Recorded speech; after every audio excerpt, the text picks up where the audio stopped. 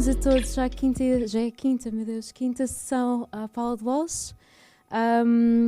Nós acabamos em julho, portanto isto é um pouco agridoce, mas sim, nós acabamos no próximo mês com um filme de animação do Sylvain Chomet, Marcel et Monsieur Pagnol.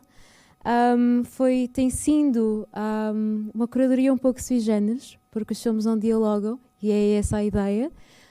Começamos com o Joachim Trier, fomos para Herzog, Nancy Savoca, Terry Zwigoff e agora Paula Tomás Marques e depois Sylvain Chomet. Portanto, são filmes que falam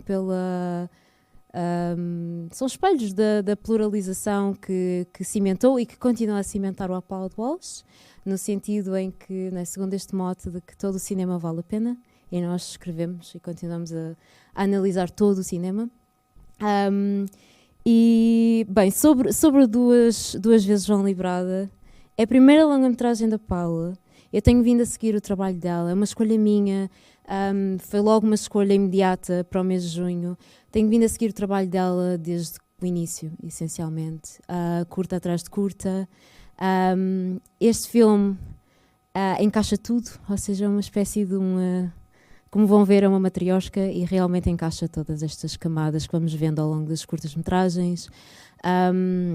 E é um filme que se dá a análise, se dá a desconstrução, ou seja, para mim isso é um deleite, não é? É isso que eu pretendo sempre.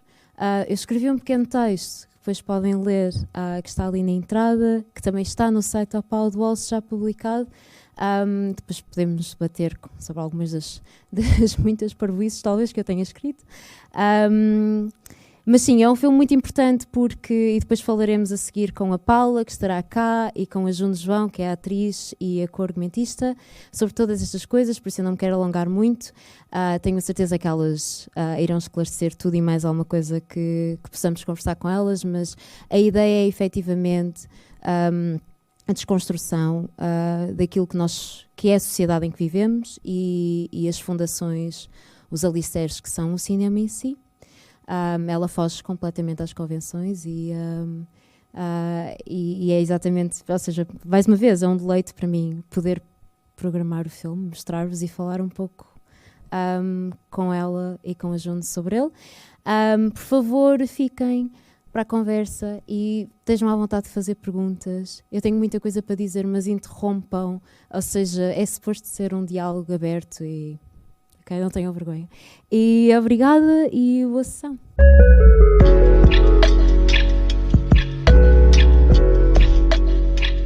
Boa noite outra vez, obrigada por terem ficado. Eu queria desde já agradecer à Paula e à Juno por estarem aqui connosco. Obrigado pelo convite. É um enorme prazer. Eu vi o filme em Berlim quando estreou, que foi um ano bastante bom ano passado, porque houve muitos filmes dentro de filmes. Não foi só o vosso, houve pelo menos o filme do Ira Sachs, Peter Rogers Day, havia também um outro, Hysteria. Por isso foi um ano assim muito curioso e eu andei a questionar-me porque é que havia tantos filmes dentro de filmes. E se calhar começava por vos perguntar. Bem, eu voltei atrás nos teus filmes, Paula, e há aqui uma rede que os liga, ou diria antes, nas últimas 3 curtas, antes desta tua primeira longa, tu vais debatendo com pequenas noções episódicas do mesmo mundo, que depois tu colocas tudo aqui nesta tua longa. E eu queria te perguntar como é que começou a investigação. Se foi uma investigação pessoal, se surgiu por causa de qualquer outra coisa, quais é que eram os objetivos, e de que forma é que a Juno depois entrou e começou a escrever contigo? Sim, começou como algo mais ou menos pessoal. Eu acho que foi na altura em que me estava a começar a entender como pessoa trans e estava também a fazer uma pós-graduação em Sociologia, um clássico, digo sempre isto, mas é verdade, foi nessa Farto de ouvir esta história. Juro.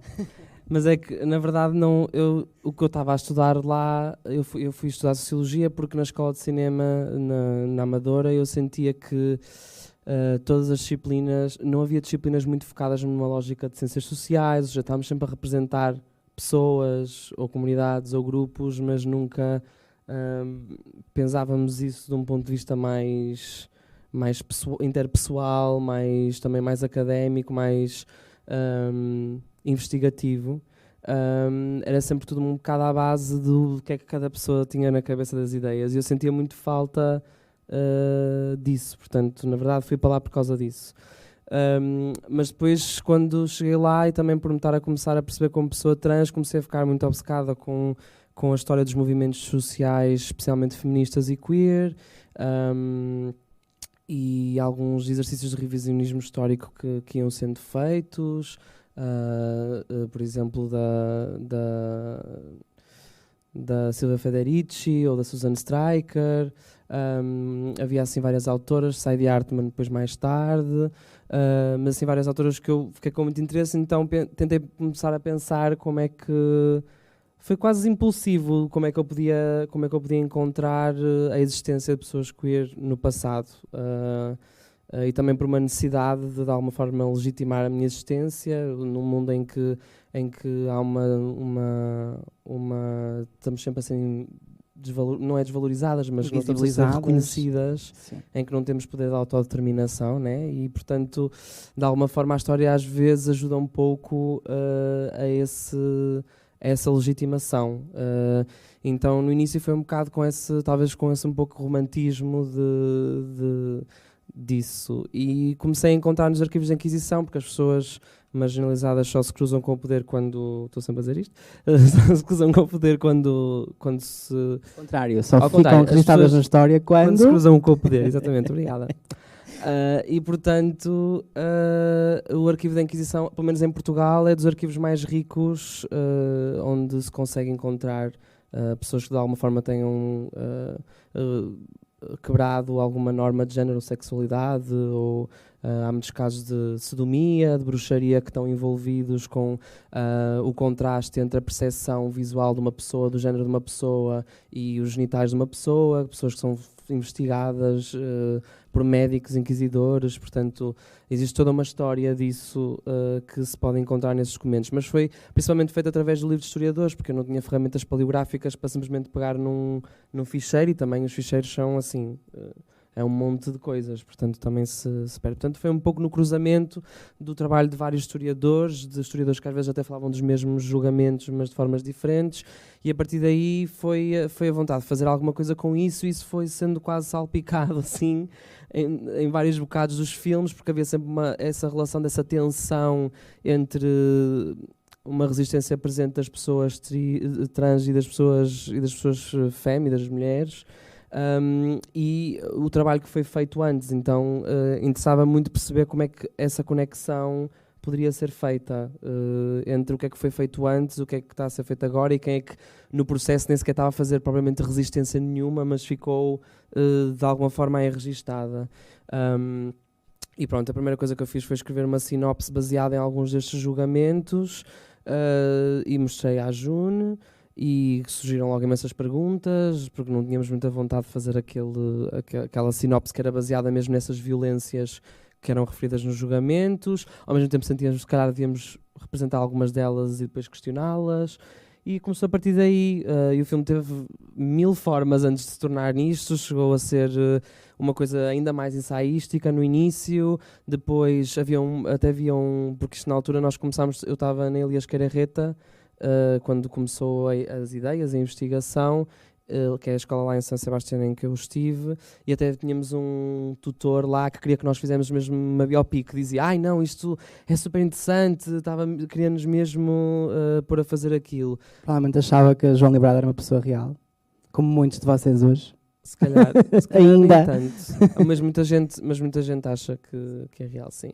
Então... pronto, foi a partir daí que começámos a construir o filme pouco a pouco. Cheguei a fazer um exercício com a June. Um filme falso? Sim, que já... nem estava a falar dos filmes anteriores, mas estava a falar das entrevistas fabuladas. Que é uma coisa que eu já tinha feito no Dilotectónica, que é basicamente entrevistar a pessoa que vai ser a atriz principal ou o ator principal, e inserir lá um bocado da história principal, ou seja, a pessoa já sabe que está a representar essa história, mas fazer perguntas e ver o que é que sai, e mistura-se um bocado o ponto de vista do presente e a experiência pessoal e o arquivo. E a ficção? E a ficção. Portanto, esse processo, que é um processo que já no Diló Tectónica estava, também foi utilizado aqui de forma diferente, mas agora no próximo também vou agora fazer uma curta que também vou trabalhar com isso, mas interessa muito perceber como é que essas coisas se misturam quase, ou seja, como é que a nossa cabeça, a nossa própria mente mistura o que aconteceu antes e o que acontece agora. E vem aí qualquer coisa às vezes de revelador sobre o que é que nós estamos a viver, ou sobre o que é que gostaríamos que o mundo fosse, ou sobre aquilo que nós nunca vamos saber sobre o passado, e acho que foi a partir daí, pronto.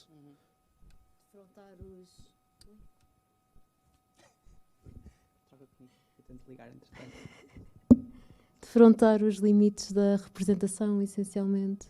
Estavas a falar do filme biográfico. Eu acho imensa piada a questão do filme biográfico, porque é uma obsessão bastante grande presentemente, e eu gosto do facto que vocês completamente viraram isso ao contrário. Ou seja, de repente tem aqui uma ficção e vamos com ela e tratam-na como uma figura histórica que é. E eu queria perguntar se o fizeram com algum tipo de intuito, logo de início, ou seja, partir da ficção para conseguirem...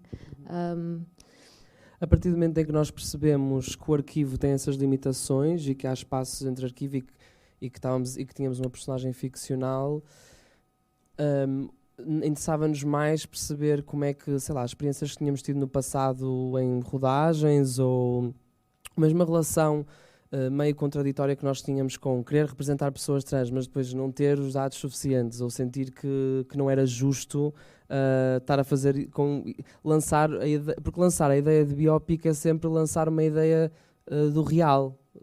Mesmo que nós assumimos que é um filme de ficção, a biópico é um filme de ficção, há uma expectativa de retratar o real. Então para nós era mesmo importante assumir mesmo esses limites do arquivo serem um filme também, ser isso. Não, passámos também por um sítio. Isto não está... Oi. Passámos também por um sítio que foi quando estávamos a começar a descrever e desenvolvemos este conto da João Liberada, que acaba por ser mais ou menos o que ela conta logo na primeira cena em que aparece a tomar o caldo. Nós escrevemos essa história e originalmente a intenção seria filmar todo esse conto. Não tínhamos assim nestas ideias de desconstruir tudo o que depois acaba por acontecer. Mas também começámos ao mesmo tempo a investigar brevemente sobre representação trans no cinema e deparámos com videoensaios no YouTube de pessoas que estavam a fazer compilações de cenas de cinema de Hollywood em que havia personagens que eram, enfim, transgénero ou crossdressers ou o que fosse, e as reações do Jim Carrey a vomitar no Ace Ventura, não sei o quê. Então começámos a ler um pouco sobre isso, que nos interessava pessoalmente, né? Queríamos saber como é que de facto vínhamos a ser representadas no cinema enquanto grupo, enfim, monolítico, identitário, e percebemos que muitas das coisas que estavam nestas violências descritas pela Inquisição e que nós estávamos a apropriar nesta narrativa ficcional iam muito de encontro com alguns dos tropos da ficção cinematográfica. Nomeadamente, por exemplo, tínhamos uma cena que depois acabámos mesmo por cortar por completo, que era a cena em que eu estou a ser assediada. Vamos lembrar, estás assediada, é aquele toque no cabelo. Havia um momento em que ela própria decidia cortar o seu próprio cabelo como forma de rebeldia e de tentar afastar-se da própria violência misógina. Que é uma parte ou seja, que foi mesmo cortada mesmo do ponto de vista de contextual, ou seja, aquele homem que seria o camponês que aparece no início, ao longo do tempo das cenas seguintes, supostamente é um salvador no momento, ele depois numa altura iria começar a assediá-la e o cabelo era um centro de um foco do desejo dele. Então no filme, nesta descrição que nós tínhamos, que era baseada na verdade numa violação que tinha num dos processos inquisitoriais, ela cortava o cabelo para cortar com esse desejo dele de alguma forma. Pronto, isso nunca foi filmado e deixámos só aquele pequeno gag do realizador a querer filmar de alguma forma o assédio e perceber como é que a mão o que é que a mão pode dizer, que aquilo já está a ir além do limite ou não. Pronto.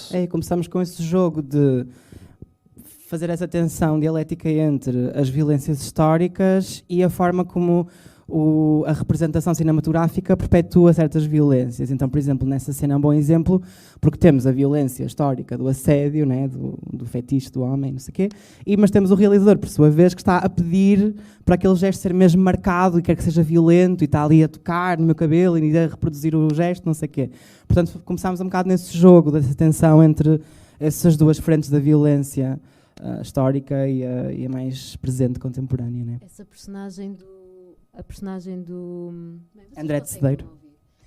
A personagem do André de Cedeiro é muito curiosa, porque ele ao longo do filme vai me irritando cada vez mais.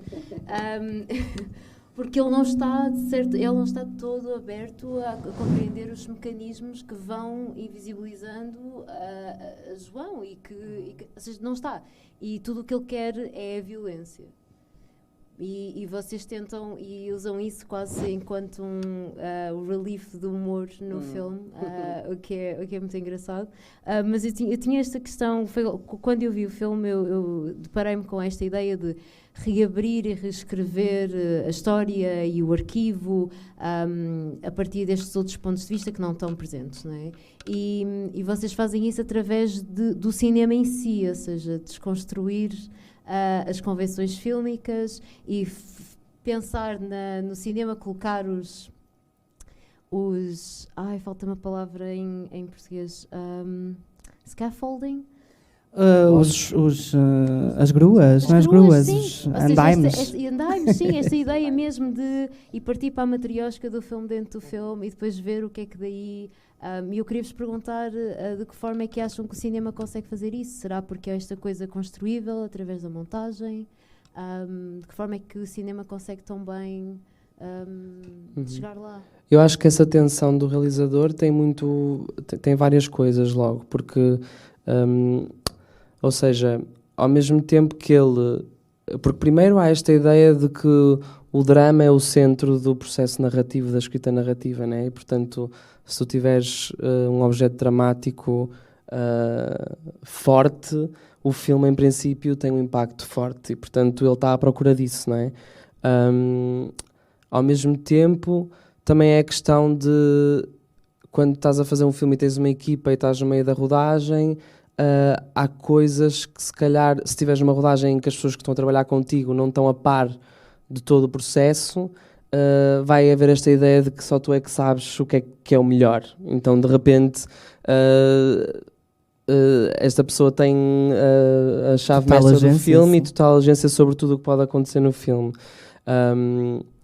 E portanto os processos falham-nos, né, do cinema. O cinema mesmo mesmo que haja vontade da própria realização, às vezes ouvir os outros, quando se construiu do ponto de vista da produção uma equipa que não está conectada com o filme ou por razões mesmo económicas e financeiras, não é? Porque a indústria cinematográfica, a maior parte das pessoas que estão nas equipas entram num filme, saem noutros, muitas das vezes nem leem os guiões dos filmes em que estão a trabalhar. Isso é concreto e é real e é uma questão de tempo e do tipo de trabalho que fazem e também do tipo de valor que lhes é dado a essas pessoas, portanto... E da minha experiência também recente, nem lhes é dado acesso ao guião completo do filme. Isso tem-me acontecido um bocado, que é uma prática muito estranha para mim.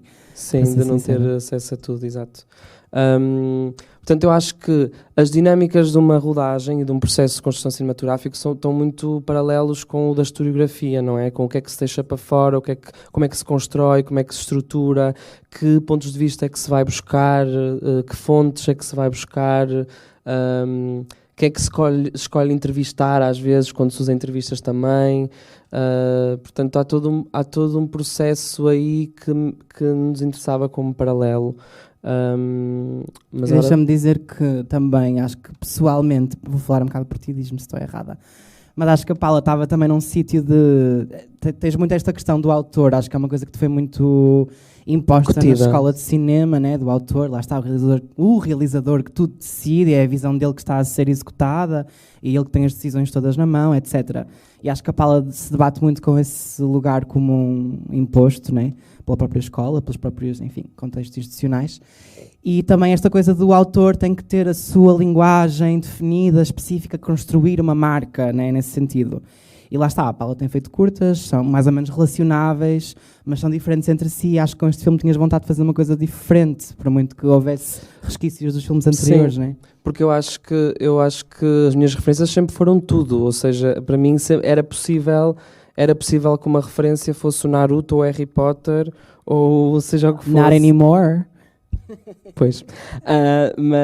Mas pronto, ou seja, desde o Bresson e do Mizoguchi e dos autores que eu aprendi na escola e que são autores que são importantes, que foram importantes para o meu crescimento, claro, mas também todas essas coisas que fazem parte da minha própria cultura visual, para mim elas são possíveis de fazerem parte do filme. Então de repente houve uma versão do filme também que era um filme de terror, que se passava todo numa casa e era elementos found footage, tinha assim uns elementos found footage e era ou seja, no fundo quando eu penso num filme vem pelo menos, pronto, é sempre diferente, né? Mas às vezes surge, esta cena teria este tom que às vezes é mais terror, e a outra cena se calhar teria um tom mais tipo sei lá, drama familiar, tipo, estás a ver?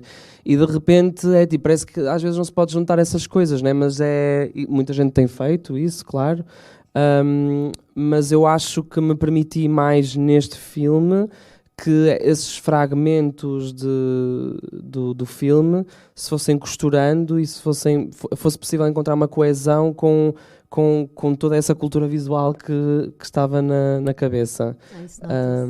Pronto, e acho que há coisas que se calhar, por exemplo, eu se calhar tenho um bocado uma tendência para fazer planos mais fechados, tipo, e fazer um certo tipo de panorâmicas, que às vezes... Ou seja, eu na minha cabeça sinto que há coisas que eu tenho vícios a fazer, tipo, mesmo da altura da câmara, de onde é que eu ponho a altura da câmara, que eu sinto que são coisas mesmo que vêm da escola e que às vezes eu tento quebrar um pouquinho, mas que vem assim um bocadinho. Mas interessava-me mesmo, e tinha também muito a ver com o tema do filme, que toda essa cultura visual pudesse existir. E mesmo os próprios dispositivos da rodagem, que é o video assist, ou seja, por onde se vê a imagem, que é uma imagem que está mais deteriorada do que a imagem que está a ser filmada. Isto das sequências preto e branco, com a imagem ruidosa, são imagens digitais gravadas num dispositivo que está a mostrar a pré-visualização do que está a ser filmado na película. Porque hoje em dia, ou seja, esses videoassistos não têm tão má qualidade normalmente. Só que o que nós tivemos era a preto e branco, tinha muito má qualidade. Então, na verdade, até serviu muito bem ter aquela estética que não fomos nós que ou seja, não foi intencional que fosse a preto e branco e todo, mas foi perfeito para inserir na estética, para misturar um pouco essa parte do terror. Mas acho que estavas certa quando estavas a perguntar se essa possibilidade de desconstrução também vinha muito da montagem. Eu acho que este filme claramente é um filme que deve muito à montagem e ao seu montador Jorge Jacome. Perfeito. Que foi uma pessoa que realmente...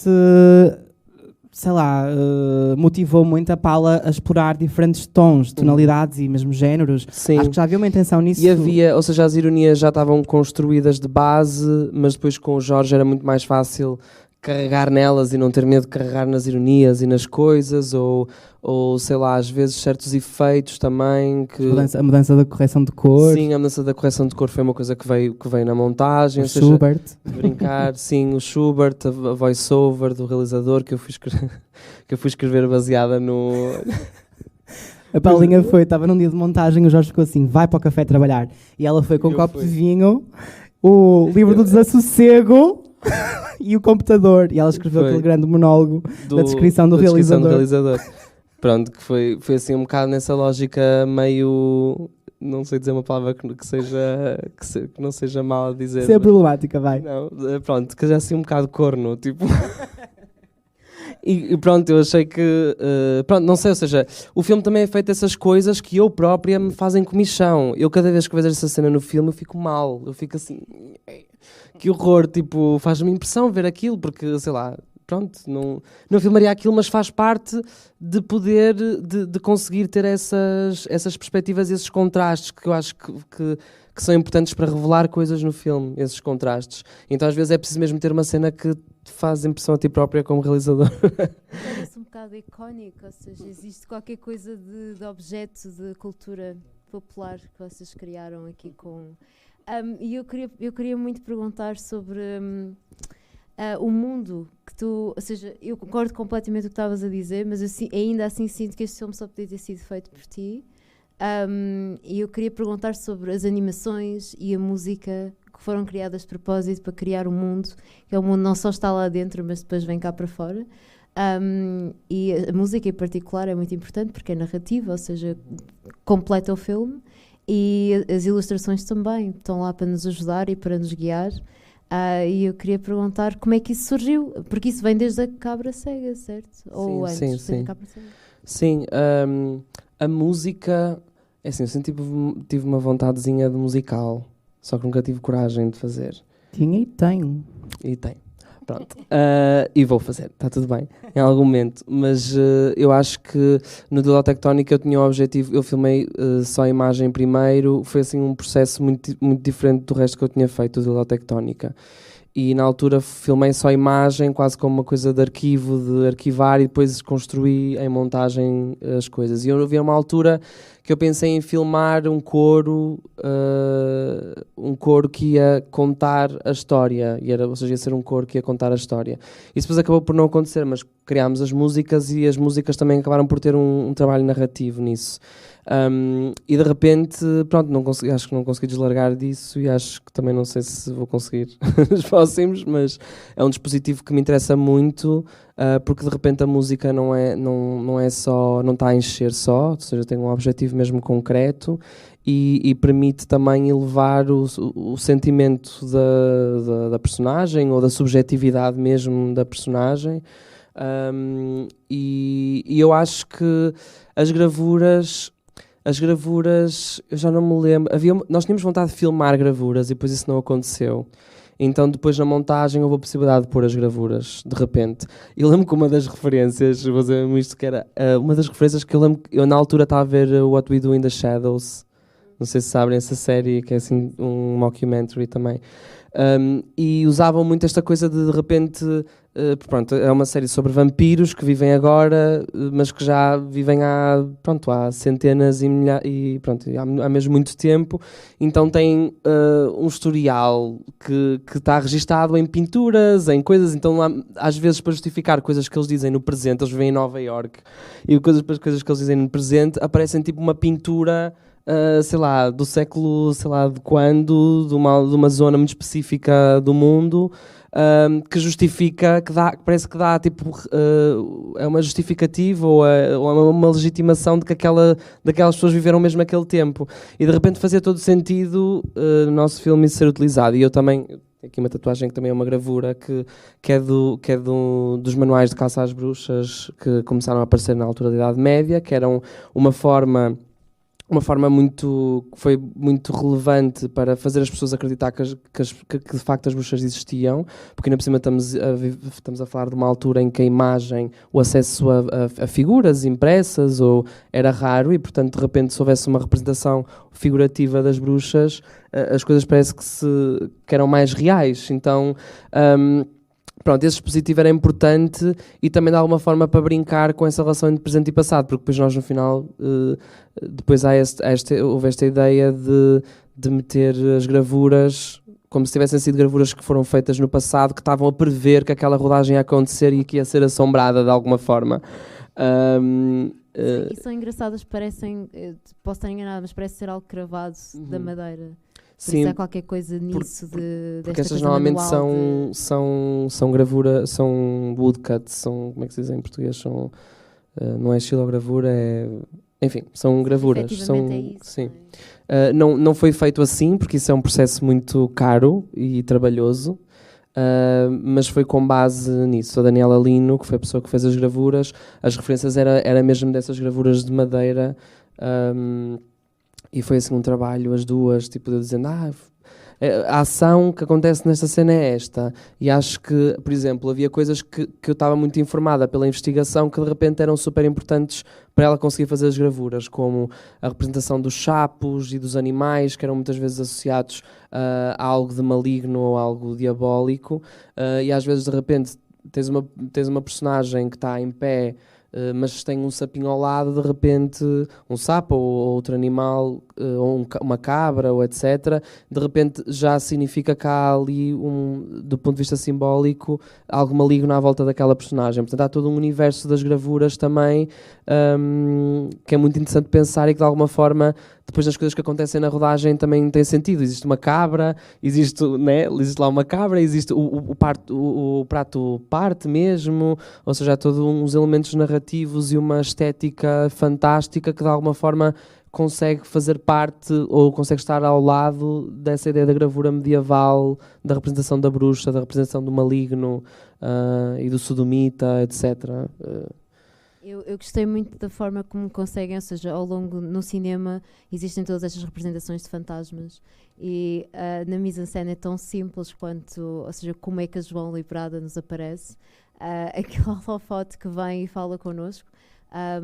Pensaram muito nisso, de como é que conseguiriam representar o fantasma? Foi bastante automático, tinha de ser uma coisa económica e eu achei que tinha de ser algo, ou seja, porque aquilo é um estado meio de sonho, meio real, em que a personagem João está, então tinha de ser algo que ela estava a projetar ao mesmo tempo que fosse um universo que nós associamos.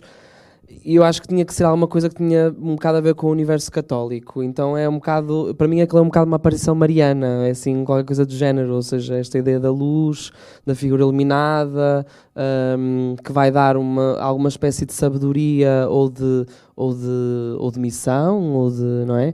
E portanto, acho que naturalmente veio um bocado daí, ao mesmo tempo contrariado, claro, através do texto que é utilizado para mostrar também como aquilo também é uma projeção dela mesma, né? Ou seja, porque esta figura não diria LOL, não diria, pronto, todas essas coisas. Sim, isso é engraçado, isso é mesmo muito engraçado. Eu fiquei a questionar-me porque é que a uma determinada altura há todo este discurso muito Gen Z a ser usado.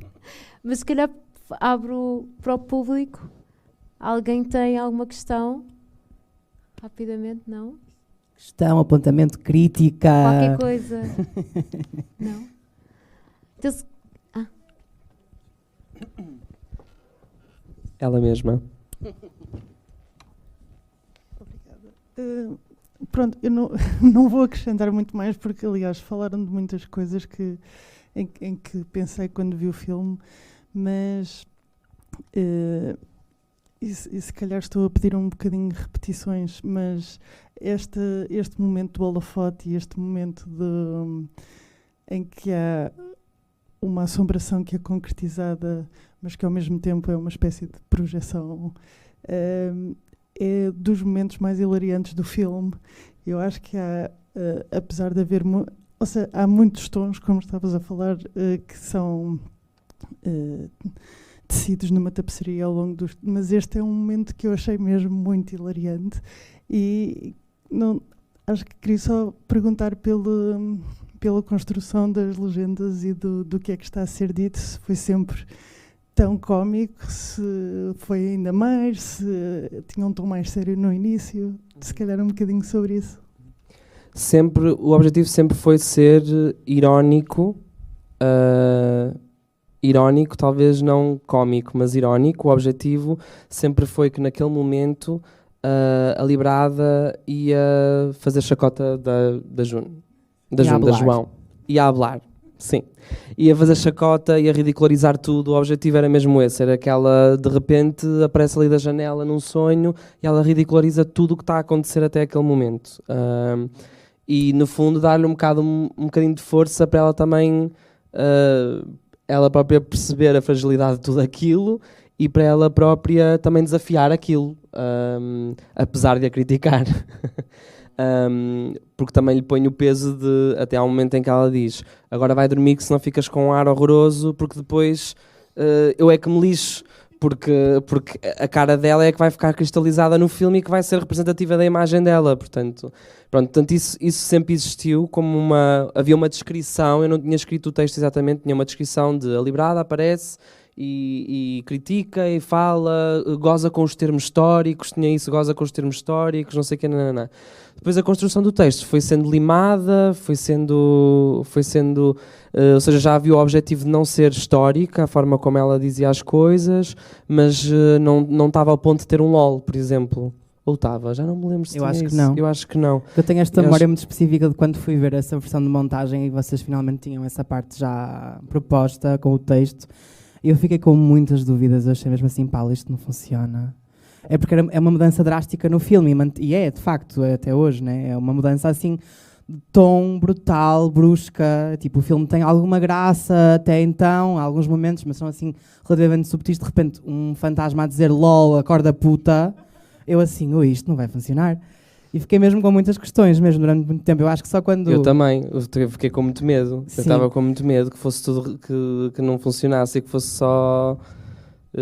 sim, ou seja... E há quem ache que não funciona, de facto, não é? Há pessoas que dizem que... É legítima. Quer dizer, vimos um comentário no Letterboxd, é isso que nós estamos a dizer. Vimos um comentário no Letterboxd, uma pessoa a dizer que não gostou dessa cena, foi isso.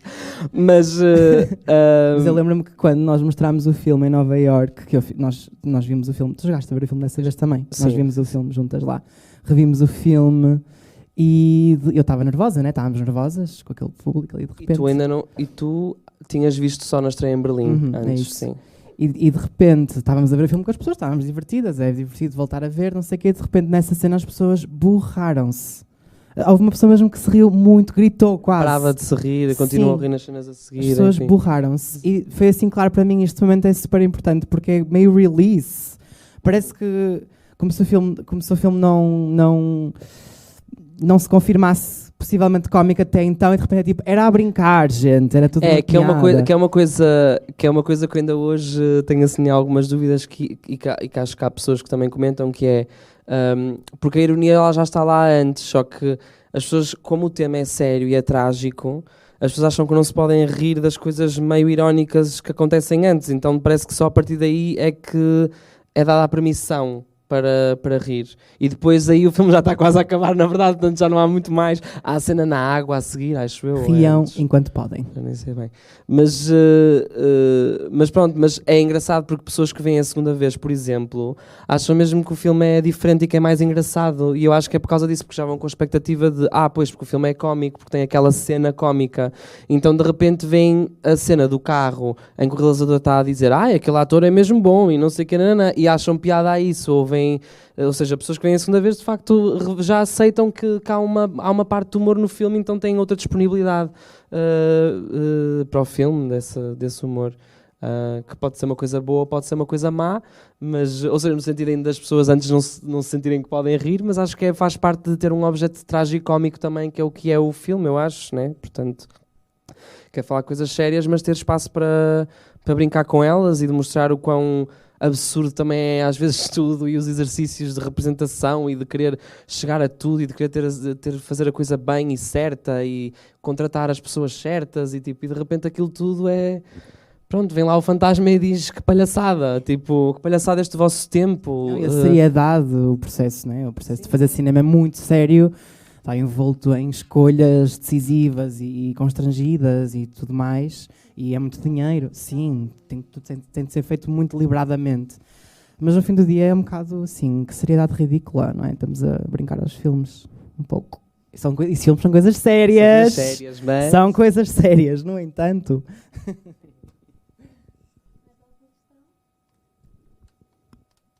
Eu se calhar tenho só uma última questão para a June, Ricardo. Que é a questão da relação que a atriz tem com a personagem que interpreta. E neste caso há 3, ou seja, não é? São 3, todas com o mesmo nome. E como é que tu encaraste isso? Ou seja, sentiste algum tipo de responsabilidade da mesma forma que a atriz Lisboeta sente? Ou não? Estava agora a pensar, por acaso, quando a Paula estava a referir essa coisa da liberdade a aparecer e dizer e impor mesmo a responsabilidade sobre a atriz. E é nesse momento em que se calhar fica claro para ela, para a João, que ela está envolvida no processo criativo e tem que procurar ter agência sobre ele de alguma maneira, porque há coisas com as quais não concorda, mas não consegue muito bem expô-las ou não consegue negociar, é sempre um limite que ela encontra e não consegue despassá-lo. E estava-me a fazer pensar que realmente eu, enquanto pessoa que trabalha como atriz, há um nível de desresponsabilidade que eu sinto muitas vezes, que é curioso. Eu só percebi a um ponto, que é tipo o facto de não ficar muito nervosa a fazer espetáculos. Ou sei lá, não fico muito nervosa, uma coisa, pronto, é uma coisa caricata que acontece, de ser assim, não sei, mas ao mesmo tempo penso porque não. E acho que é essa coisa de, às vezes sirve-me disso também, uso, que é tipo, o trabalho não é meu, não é a minha peça, esta peça não é tão boa, não é minha, estou só a participar dela, tenho alguma responsabilidade nisso, mas no fim do dia, lá está, a minha responsabilidade é limitada, não tenho assim, tanta agência sobre isto quanto outras pessoas têm, né? Neste caso o autor, e às vezes até é benéfico para não ter um peso. É isso, às vezes uso mesmo isso a meu favor para baixar, sei lá, as minhas próprias expectativas, a minha própria ansiedade, etc. Mas é isso, aqui no filme a liberdade aparece e diz, amor, estás a fazer isto, vais ficar registada, é sério, para nós, para ti e para mim, né? Estás a fazer uma coisa com a qual não concordas, estás a trair-me a mim e a ti própria. E isso é interessante pensar. Acho que no caso de fazer o filme não senti essa pressão imensa porque estávamos em completa colaboração, portanto acho que estava tudo tão constantemente a ser negociado entre nós que estávamos sempre em concordância, ou se não estávamos em concordância foi sempre uma relação muito saudável. Encontramos sempre solução, eu sim. acho. Pelo menos do meu ponto de vista, não, eu senti também, que sim. Nunca tivemos conflitos de não concordo com isto, não vou fechar os olhos. Houve sempre uma dialética entre nós, né? Que foi uma vontade da Paula, não só comigo, mas com o resto da equipa. Aliás, acho que uma coisa que ficou para mencionar hoje, que até com a tua pergunta que dizias sobre realmente a linguagem do cinema da Paula e a forma como os filmes anteriores estão um pouco neste, ou vice-versa, uma coisa que eu acho que também está muito presente, só que talvez o filme permite ver isso, porque lá está, a equipa faz parte do elenco, etc. O primeiro filme que fiz da Paulinha foi o Cabra Cega. Tenho uma pequena participação. Se viram and you blinked, you probably missed me. Eu estou lá no escuro, numa cena em que estamos em roda a conversar. É a cena da abertura do filme. Praticamente sim. Portanto, é uma cena mesmo de diálogo entre várias personagens. Estão a discutir violência, como resistir à violência. E a forma como a Paula planeou essa cena para essa rodagem, para esse filme, foi mesmo colocar-nos um grupo de pessoas que nem se conheciam muito bem, algumas, entre si, colocar-nos em discussão mesmo, ou seja, houve uma espécie de ensaio que foi uma discussão real entre nós sobre esses temas que depois acabam por ser o assunto da conversa. E acho que desde então que vem essa tua vontade de trabalhar mesmo nessa lógica de dialética entre a equipa, o elenco, envolver toda a gente possível no pensar do filme. Lá está, também como nunca tiveste acesso até agora a uma estrutura de produção maior, em que é mais industrial, em que lá está, vem o eletricista, né? São pessoas que não estão, muitas vezes estão ligadas à temática, às questões, né, filosóficas, éticas, enfim, estão lá para executar um trabalho, são executantes de um trabalho técnico, muitas vezes. Mas que podem estar, né? Podem estar envolvidas, mas tem que ser criado esse framing, né? Tipo... Sim, lá está, há muitos constrangimentos, mas lá está, pode haver uma premissa de querer envolver, e acho que tens feito isso, lá está, numa escala diferente de produção, né? E este filme foi mesmo o filme em que a Paula tentou mesmo fazer isso, que foi mesmo tipo envolver toda a gente na discussão e estarmos mesmo sempre em constante diálogo. Claro que lá está, coisas tinham de ser decididas a priori, vamos filmar isto hoje, são estes os planos, há uma planificação que a Paula fez. Mas as discussões dos assuntos existiam mesmo, houve um procurar e foi efetivado o encontrar desse tempo para haver essa discussão constante. Portanto, nós estávamos, foi uma rodagem sem conflitos, pelo menos de equipa, assim, não houve assim coisas de discórdia brutais, de éticas ou o que fosse, estávamos todos... As tensões que existiram, acho que foi sempre mais coisas de tempo ou de alguma coisa, pronto, aquelas coisas logística, sim. Mas nesse sentido estávamos todos acho que sabíamos todos muito bem que filme é que estávamos a fazer. Por muito que muitas coisas não fossem ainda, né, totalmente, não estivessem totalmente decididas, porque depois foram descobertas na montagem, acho que sabíamos todos muito bem os problemas que estávamos a tratar e qual é que era o discurso que procurávamos, enfim, alimentar com estas imagens. Sim. E nota-se isso, é um filme sobre um coletivo, de todas as formas, mais alguma. Pronto, agradeço-vos imenso. Obrigada a vocês por terem ficado. Obrigada por terem ficado. Passem a palavra. Por favor. Façam spam nas redes. É muito difícil, vocês já sabem. E pronto, quero só dizer que última sessão, a sexta sessão na Paula do Walsh será para o próximo mês, no final do mês de julho, com o filme Silva Chomé, e espero ver-vos aqui. E obrigada a todos, boa noite. Obrigada. Obrigada.